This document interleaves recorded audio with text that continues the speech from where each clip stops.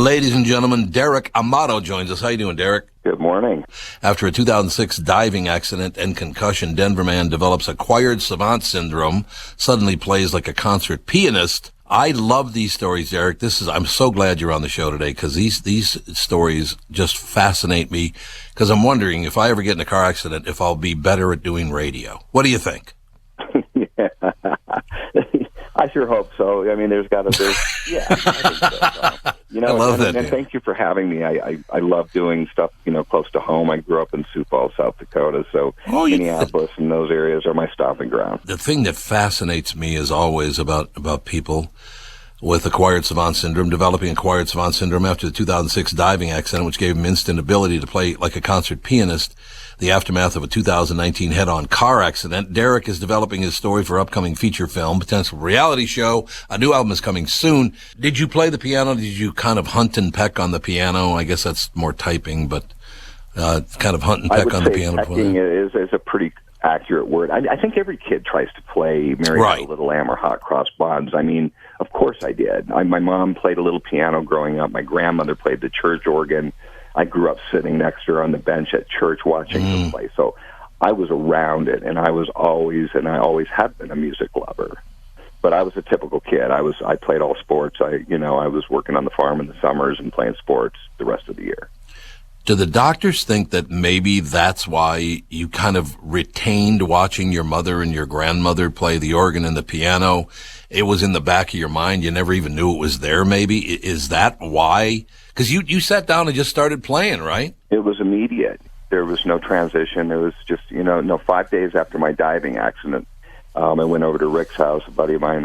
He was with me. I grew up with him in high school. And he had a little keyboard in the corner of his house, and I just went over and started messing with it. And my hands just started going crazy, doing things that I had never seen them do before. And that's how we discovered that part of it. And then other instruments came into the picture. And piano physical skills are really just kind of basic. I think what's more beautiful about the whole thing is these black and white squares that my brain sees 24 hours a day. I think that's the beautiful part, is the composition. The pace of it is nonstop. So I'm composing 24 hours a day, and my physical playing is hard, but my guitar playing, now that's a whole different story, because I think that is up there. Fascinating to see the changes as we go through this, 14 years later, and other items coming into play. And as a child, I was kind of a different kid. I was an extreme competitor. I was fascinated with the arts, music, acting, theater. That was always fascinating to me. So could I have retained seeing those musical notes played on the organ every Sunday morning? I suppose so. I think everything's possible, and that's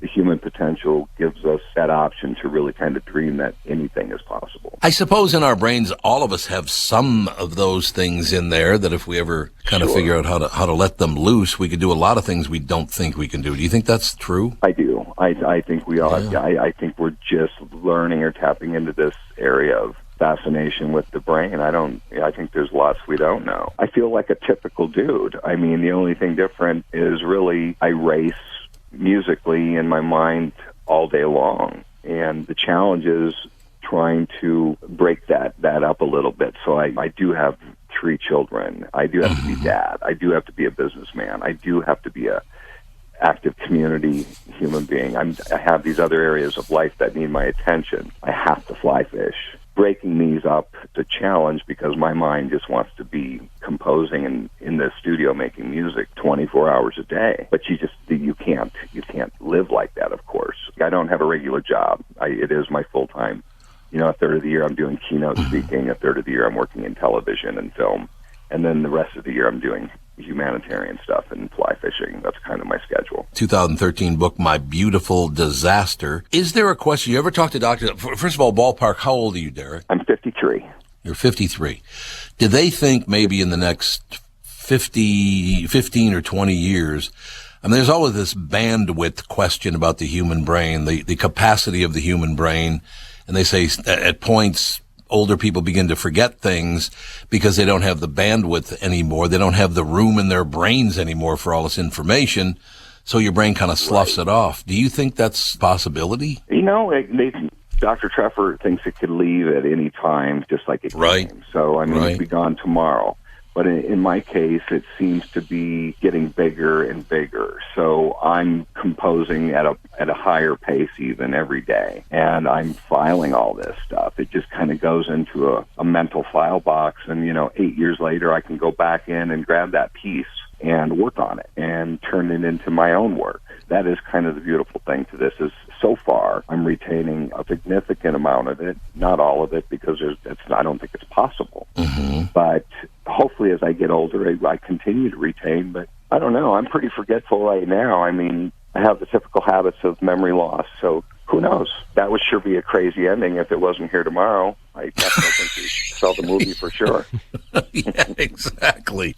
You see that you envision black and white squares? Yes, and they move left to right. So if you imagine all these squares moving left to right in a ticker tape circle around your mind's eye every second of the day, they tell my hands what to do on the instrument. So that's where the notation comes from. That is so amazing. What a great, fascinating story. The human brain just fascinates. I'm sure it fascinates everybody. I don't know why this is because I never got in an accident. I got hit in the head with a bat once, so maybe that's what it was. But right. I dream in numbers. And I know that's kind of weird, too. I've talked to people, and people don't really know what I mean. But you probably might be the first person I ever talked to that knows what I mean by I dream in numbers. I know precisely what you mean, Tom, and they do classify that in like a synesthesia area. And I was also diagnosed with synesthesia, which is my brain sees numbers, colors, and things a little differently. Yeah. So if I see the number 7, I think red. It means red to me, and that's I love what this. That synesthesia realm is. We have to have you back, though, because I got to talk to you more about this, Derek. This is fascinating. I would love to continue our chat at your leisure, sir. Derek, thank you for your time today, sir. Thanks for having me, Tom. He is the first person I've ever told that has said, oh, I know exactly what you mean. That's weird, man. That is just mind-boggling and fascinating. You hear so many tales of people who have suffered a trauma and then they can speak another language or develop an accent or have musical abilities like him. That's incredible. God, what a great guest. I'd love to have him on once in a while just to talk. That guy, great guest.